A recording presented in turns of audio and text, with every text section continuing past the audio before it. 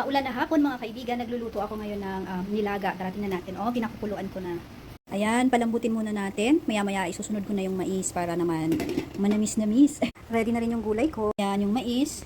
Napakasarap kasing humigop ng sabaw, lalo na kung ang panahon ay maulan, malamig, ayan, kaya mapapagana ka talaga ng kain. Ito ang pinakagusto kong merienda, para siyang pancake na sobrang nipis, tapos may peanut butter siya. Ayan, nandyan. Manipis din yung pagkakalagay. Hindi ko alam kung anong tawag, parang Indonesian ata ito. Ewan ko. Yummy! Ilagay ko na nga yung patatas ni Princess Sarah. Takpan mo na saglit po. Ilagay na natin yung ibang gulay. Ayan. Ayan, dinamihan ko talaga ng gulay. O, ayan na, luto na po mga kaibigan. Tikman na natin.